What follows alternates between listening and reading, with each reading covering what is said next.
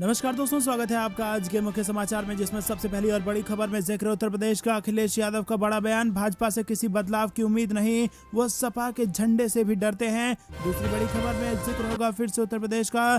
कांग्रेस की मैराथन में जुटी हजारों लड़कियां, लखनऊ में अनुमति नहीं मिली तो जबरदस्त हंगामा। जी हां दोस्तों, कांग्रेस के साथ महिलाएं आगे बढ़ती नजर आ रही हैं। तीसरी बड़ी खबर में जिक्र होगा कि प्रियंका गांधी 28 दिसंबर को आएंगी फिरोजाबाद, महिलाओं से करेंगी संवाद। चौथी खबर में आपको बताएंगे कि योगी सरकार पर कांग्रेस का हमला, नाम मात्र टैबलेट और स्मार्टफोन देने से नहीं होगा बीजेपी का कोई फायदा। और इसी के साथ अगली बड़ी खबर में जिक्र होगा कि भाजपा में जबरदस्त मतभेद, 5 विधायकों ने छोड़ा संगठन का ग्रुप। दोस्तों, हर एक खबर की गहराई में आपको ले जाएंगे, लेकिन उससे पहले अगर आपको भी ऐसा लगता है कि यूपी में भाजपा का बड़ा नुकसान होने जा रहा है तो वीडियो लाइक करके अपना समर्थन दर्ज कराइए और कमेंट में बताइए कि किसकी बनने वाली है सरकार। दोस्तों, रुक करते हैं सबसे पहली बड़ी खबर की तरफ। यूपी में अखिलेश यादव का बयान, भाजपा से किसी बदलाव की उम्मीद नहीं, वो तो सपा के झंडे से डरते हैं। जी हाँ दोस्तों, समाजवादी पार्टी के राष्ट्रीय अध्यक्ष एवं पूर्व मुख्यमंत्री अखिलेश यादव ने कहा कि समाजवादी पार्टी का झंडा क्रांति का प्रतीक है।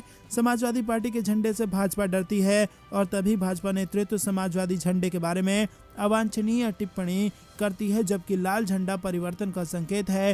कार्यकर्ताओं के संघर्ष का खून पसीना इसमें शामिल है। उन्होंने कहा कि भाजपा अपने जन्मकाल से ही यथास्थितिवाद की पोषक रही है और भाजपा से किसी परिवर्तन की आशा नहीं की जा सकती। भाजपा अपनी राजनीतिक संकीर्णता के कारण कुंठित हो गई है। दोस्तों, समाजवादी पार्टी का झंडा लगाओ अभियान भाजपा के झूठ फरेब से जनता को जागरूक करने और समाजवादी नीतियों से लोगों को परिचित कराने की दिशा में एक सार्थक प्रयास है। इसी प्रयास के तहत 15 से 25 दिसंबर तक समाजवादी पार्टी का झंडा लगाओ अभियान लाया गया है और इस दौरान सभी विधानसभाओं में बूथ कार्यकर्ताओं, समर्थकों तथा शुभचिंतकों के घर पर करीब 10 लाख से ज्यादा झंडे लगाए गए हैं। रुक करते हैं अगली बड़ी खबर की तरफ, जिसमें आपको बता दें कि कांग्रेस की मैराथन में जुटी हजारों लड़कियां, लखनऊ में अनुमति नहीं मिली तो हंगामा। जी हां दोस्तों, उत्तर प्रदेश में विधानसभा चुनाव से पहले कांग्रेस अपनी ताकत दिखाने में जुट गई है। रविवार को झांसी में मैं लड़की हूं, लड़ सकती हूं के नारे के साथ मैराथन का आयोजन किया गया और इस मैराथन में 10,000 से ज्यादा लड़कियां शामिल हो गईं। दूर दूर तक लड़कियां ही नजर आ रही थी और उधर दूसरी ओर राजधानी लखनऊ में मैराथन दौड़ प्रतियोगिता की अनुमति निरस्त किए जाने के बाद कांग्रेस ने भाजपा सरकार पर दोहरा मापदंड अपनाने का आरोप लगाया। रुक करते हैं अगली बड़ी खबर की तरफ। प्रियंका गांधी 28 दिसंबर को आएंगी फिरोजाबाद और महिलाओं से करेंगी संवाद। जी हाँ दोस्तों, कांग्रेस की राष्ट्रीय महासचिव एवं उत्तर प्रदेश प्रभारी प्रियंका गांधी 28 दिसंबर को फिरोजाबाद जनपद में आएंगी और वो सिरसा इंटर कॉलेज मैदान परिसर में महिलाओं से संवाद करेंगी और उनके कार्यक्रम को लेकर स्थानीय कांग्रेस नेता और कार्यकर्ता तैयारियों में जुट गए हैं। कांग्रेस सूत्रों के अनुसार 28 दिसंबर को फिरोजाबाद जनपद में प्रियंका गांधी के आगमन का कार्यक्रम तय हो गया है और इसी सिलसिले में राष्ट्रीय सचिव और पश्चिमी उत्तर प्रदेश प्रभारी रोहित चौधरी प्रियंका गांधी के आगमन की तैयारी को लेकर सिरसागंज पहुंच गए थे। रुक करते हैं अगली बड़ी खबर की तरफ। योगी सरकार पर कांग्रेस का हमला, नाम मात्र टैबलेट और स्मार्टफोन देने से नहीं होगा बीजेपी का कोई फायदा। जी हाँ दोस्तों, उत्तर प्रदेश सरकार द्वारा 1 करोड़ विद्यार्थियों को निःशुल्क टैबलेट और स्मार्टफोन देने के अभियान पर शनिवार को तीखी प्रतिक्रिया व्यक्त करते हुए कांग्रेस पार्टी ने भाजपा को घेरने की कोशिश की है और कांग्रेस ने कहा कि चुनाव सिर पर आने के बाद बीजेपी नाम मात्र के टैबलेट और स्मार्टफोन देकर वाहवाही लूटने की कोशिश कर रही है, लेकिन इसका कोई फायदा नहीं होने वाला है। उत्तर प्रदेश में कांग्रेस के प्रवक्ता सचिन रावत ने शनिवार को पार्टी मुख्यालय से जारी एक बयान में आरोप लगाया कि बीजेपी ने 2017 के विधानसभा चुनाव संकल्प पत्र में 70 लाख नौकरियों के वादे पर नौजवानों से वोट लिया, लेकिन सरकार बनने के बाद आज तक नौकरियां नहीं दे पाई। अब जब चुनाव आया है तो नाम मात्र कुछ टैबलेट और स्मार्टफोन देकर वो वाहवाही लूटने की कोशिश कर रही है। तो करते हैं अगली बड़ी खबर की तरफ। बंगाल बीजेपी में जबरदस्त मतभेद, 5 विधायकों ने छोड़ा संगठन का ग्रुप। जी हाँ दोस्तों, आपको बता दें पश्चिम बंगाल से ये बड़ी खबर निकल के आ रही है। पश्चिम बंगाल में बीजेपी की ओर से गठित की गई नई समिति में अनदेखी होने से नाराज पार्टी के 5 विधायकों ने शनिवार को एक व्हाट्सएप ग्रुप को छोड़ दिया। ये ग्रुप संगठन की ओर से बनाया गया है जिसमें बीजेपी के लगभग सभी विधायक जुड़े हुए हैं। 5 विधायकों की ओर से व्हाट्सएप ग्रुप छोड़े जाने को लेकर बीजेपी के प्रदेश अध्यक्ष सुकांत मजूमदार ने कहा है कि यदि कोई मतभेद है तो उसे समय आने पर बातचीत के जरिए सुलझा लिया जाएगा।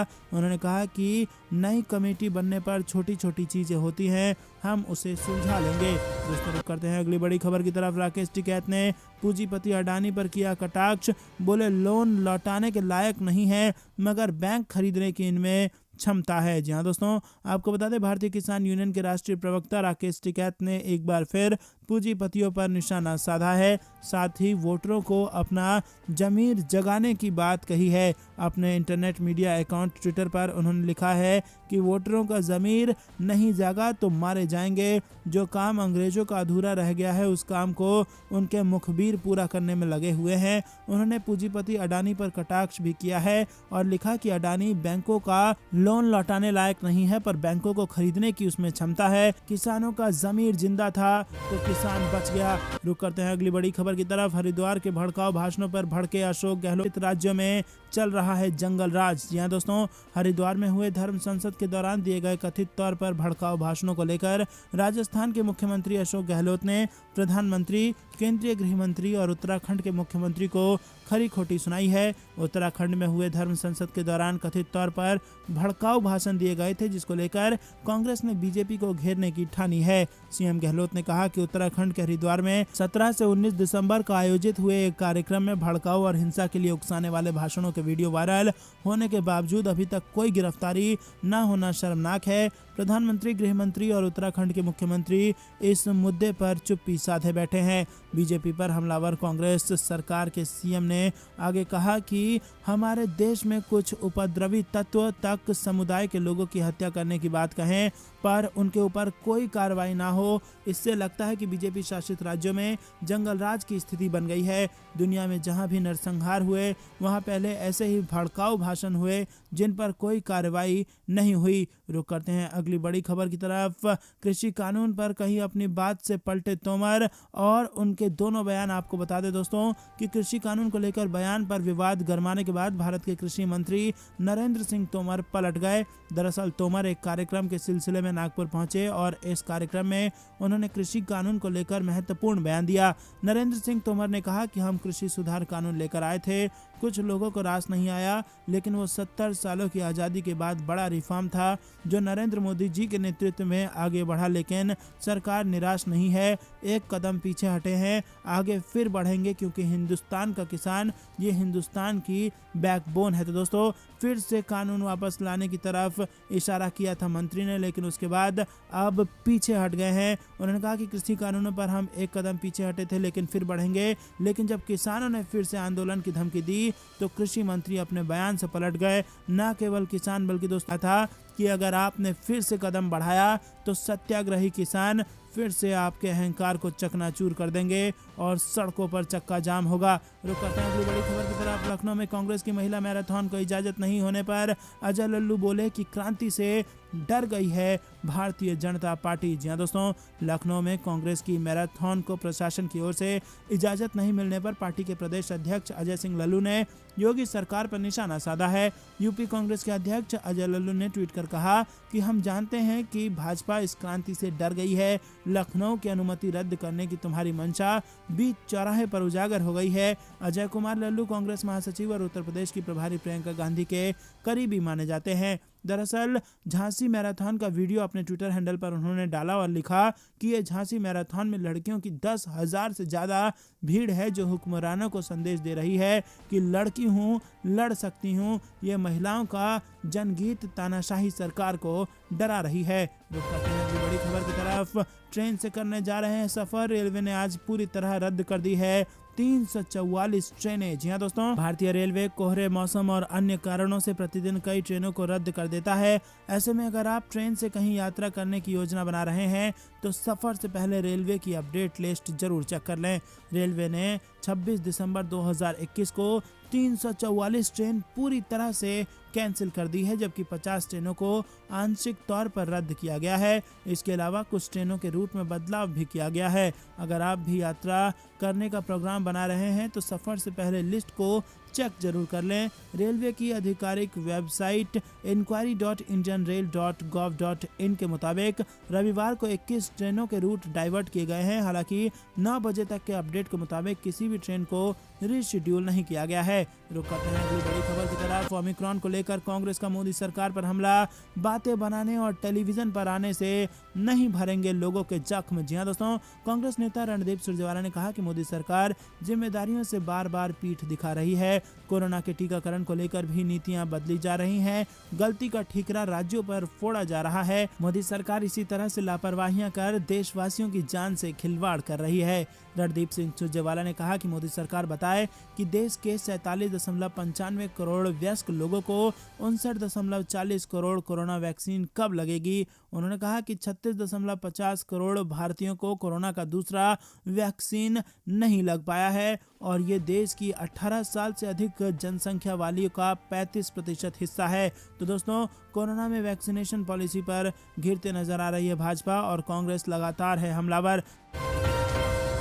पूर्वांचलाबाद में बीजेपी एसपी के बीच वोट शेयर का मामूली अंतर लगातार गिर रहा है। भाजपा का प्रदर्शन का ग्राफ और समाजवादी पार्टी को मिल रही है बम्पर जीत। ओमिक्रॉन की दहशत के बीच सुप्रीम कोर्ट से गुहार, महामारी से बचाव के दिशा निर्देश के लिए चुनाव आयोग को दे निर्देश। क्रिसमस पर कांग्रेस का मोदी सरकार पर वार, कहा सांता हर किसी की सुनते हैं लेकिन पीएम मोदी सिर्फ अपने मन की बात करते हैं। वहीं केंद्र सरकार की कृषि कानून वापस लेने की साजिश, कांग्रेस बोली इस षड्यंत्र को नहीं होने देंगे सफल। तीसरी लहर की हो चुकी है शुरुआत, दिल्ली मुंबई में कोरोना केसों में बड़ा उछाल। राजस्थान के मुख्यमंत्री का बयान, कोविड से बचाव के लिए बूस्टर खुराक पर जल्द फैसला करे केंद्र सरकार। यात्रीगण ध्यान दें, किसान आंदोलन के चलते कई ट्रेनें रद्द, कई आंशिक रूप से कैंसिल, फटाफट चेक करें लिस्ट।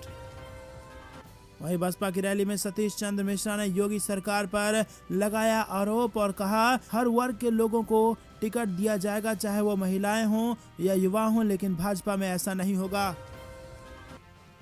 क्या मोदी सरकार फिर लाने वाली है कृषि कानून? नरेंद्र सिंह तोमर बोले एक कदम पीछे हटे और फिर आगे बढ़ेंगे।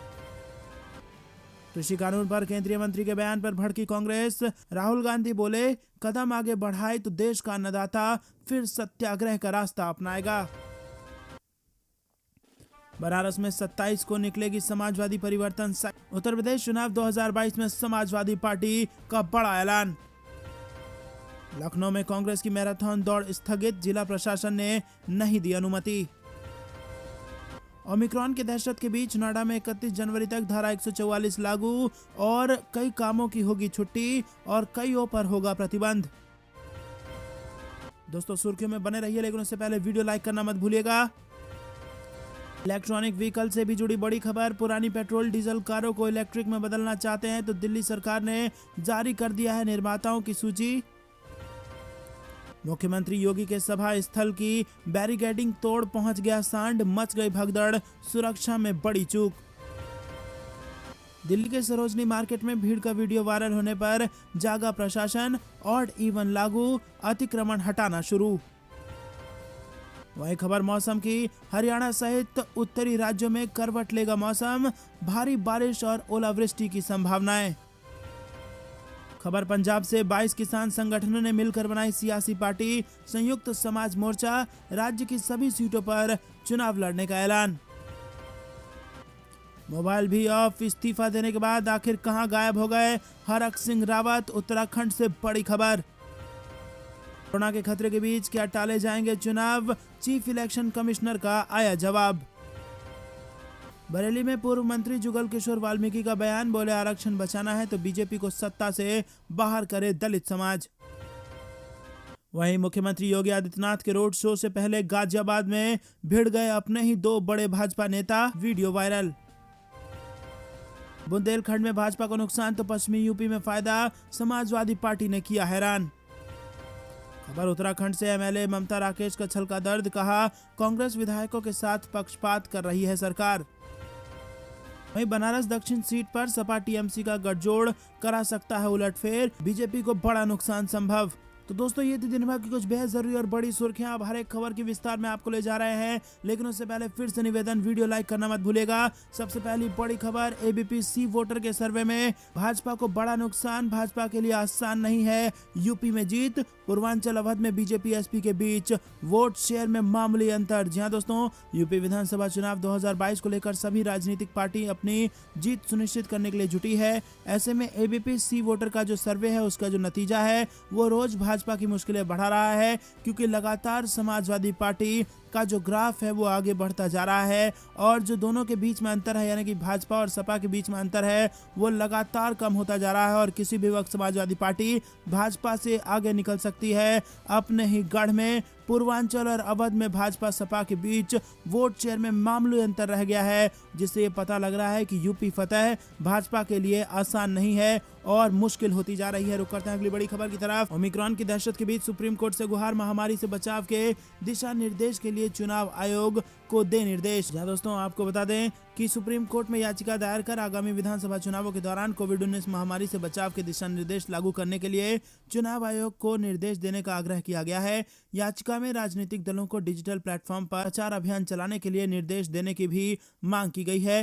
रुक करते हैं अगली बड़ी खबर की तरफ। क्रिसमस पर कांग्रेस का मोदी सरकार पर वार, कहा सांता हर किसी को सुनते हैं लेकिन पीएम मोदी सिर्फ अपने मन की बात करते हैं। कांग्रेस ने शनिवार को क्रिसमस पर आधारित ट्वीट्स की एक सीरीज के माध्यम से ईंधन की कीमतों और मुद्रास्फीति को लेकर केंद्र सरकार पर जमकर तंज कसा। पार्टी ने सांता क्लॉज की छवि और संदेश के साथ ट्वीट किया और कहा गया कि क्रिसमस के लिए हम केवल एक सरकार चाहते हैं जो सुनती है। भगवान का शुक्र है कि सांता हर किसी की इच्छा सुनते हैं, क्योंकि मोदी जी केवल अपने मन की बात सुन रहे हैं। रुक करते हैं अगली बड़ी खबर की तरफ। केंद्र सरकार की कृषि कानून वापस लेने की साजिश, कांग्रेस बोली इस षड्यंत्र को नहीं होने देंगे सफल। जी हां दोस्तों, कांग्रेस ने कहा है कि सरकार 5 राज्यों के विधानसभा चुनाव के बाद किसान विरोधी तीनों कृषि कानून वापस लाने की साजिश पर काम कर रही है, लेकिन उसके इस षड्यंत्र को सफल नहीं होने दिया जाएगा। कांग्रेस संचार विभाग के प्रमुख रणदीप सिंह सुरजेवाला ने शनिवार को यहां विशेष संवाददाता सम्मेलन में कहा कि कृषि मंत्री नरेंद्र सिंह तोमर ने कल महाराष्ट्र में तीनों कानूनों को किसान हित में बताया था और कहा कि इनको वापस लाया जाएगा। तो दोस्तों, क्या किसानों को धोखा देने की गई है कोशिश और क्या चुनाव के बाद फिर से लाए जाएंगे ये कानून? यहाँ पर बड़े षड्यंत्र की तरफ इशारा किया है कांग्रेस ने और कहा है कि इस षड्यंत्र को नहीं होने देंगे सफल। आपको क्या लगता है, कमेंट करके हमें जरूर बताइए। रुक करते हैं अगली बड़ी खबर की तरफ। तीसरी लहर की हो चुकी है शुरुआत, दिल्ली मुंबई में कोरोना के केसों में बम्पर उछाल। जी हां दोस्तों, कोरोना के नए वेरिएंट ओमिक्रॉन की वजह से देश में कोरोना की तीसरी लहर का आना लगभग तय हो गया है। विशेषज्ञों की ओर से दी गई चेतावनी के मुताबिक ही कोरोना केस तेजी से बढ़ने लगे हैं। पहली और दूसरी लहर में संक्रमण का गढ़ रहे मुंबई और दिल्ली में एक बार फिर कोरोना तेजी से पैर पसार रहा है और आज फिर इन दोनों महानगरों में कोरोना केसों में काफी तेजी दिखी है, जिससे ये सवाल उठने लगा है कि क्या तीसरी लहर की शुरुआत हो चुकी है।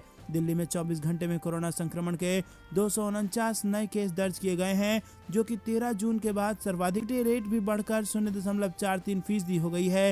राजधानी दिल्ली में पिछले कई दिनों से लगातार कोरोना केस बढ़ रहे हैं। स्वास्थ्य विभाग की ओर से दी गई जानकारी के मुताबिक 24 घंटे में 250 लोग संक्रमित पाए गए हैं। रुक करते हैं अगली बड़ी खबर की तरफ, जो कि राजस्थान से आ रही है। राजस्थान के मुख्यमंत्री ने कहा कि कोविड से बचाव के लिए बूस्टर खुराक पर जल्द फैसला करे केंद्र। जी हां दोस्तों, राज्य और देश में कोरोना वायरस संक्रमण के बढ़ते मामलों के बीच राजस्थान में मुख्यमंत्री अशोक गहलोत ने शनिवार को फिर से कहा कि केंद्र सरकार कोविड से बचाव के लिए बूस्टर खुराक के बारे में जल्द फैसला करे। इस संबंध में अखबार में प्रकाशित लेख को साझा करते हुए गहलोत ने ये ट्वीट किया है। रुक करते हैं अगली बड़ी खबर की तरफ।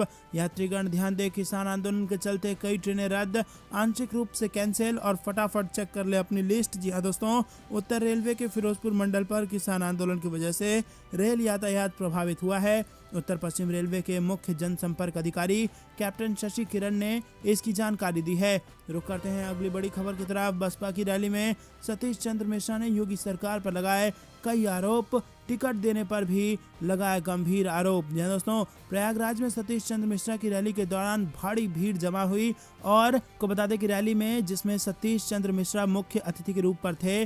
बसपा की रैली के दौरान विधानसभा चुनाव के लिए तमाम प्रत्याशियों के दावेदार भी मंच पर मौजूद थे। सतीश चंद्र मिश्रा ने महंगाई समेत कई मुद्दों पर प्रदेश की सरकार पर सवाल उठाया और कहा कि बसपा के शासनकाल में कानून व्यवस्था चुस्त दुरुस्त रहती थी। प्रदेश की योगी आदित्यनाथ सरकार पर हमला करते हुए हुए उन्होंने कहा कि कोरोना की दूसरी लहर से जो हाहाकार मचा वह प्रदेश सरकार की नाकामी का नतीजा था। रुक करते हैं अगली बड़ी खबर की तरफ, जिसमें आपको बता दें कि कृषि कानूनों पर केंद्रीय मंत्री के बयान पर भड़की कांग्रेस। राहुल गांधी बोले कि कदम आगे बढ़ाए तो फिर से वही सत्याग्रह का रास्ता अपनाएगा अन्नदाता, और जिस तरह पहले अहंकार को परास्त किया था वैसे ही दोबारा आपको हराएगा अन्नदाता। जी हाँ दोस्तों, यहाँ पर खबरें आ रही हैं कि 5 राज्यों के चुनाव के बाद फिर से कृषि कानून वापस आ सकता है, ऐसा दावा कांग्रेस ने किया है और ये भी कहा है कि इस षड्यंत्र को हम पूरा होने नहीं देंगे, और अगर ऐसा हुआ तो अन्नदाता फिर से आपके अहंकार को ध्वस्त करेंगे। रुक करते हैं अगली बड़ी खबर की तरफ। तो दोस्तों ये थी दिन भर कुछ बेहतरीन और बड़ी खबरें। तक बने रहने के लिए बहुत बहुत धन्यवाद। देख रहे थे आपका अपना चैनल। जय हिंद, जय भारत।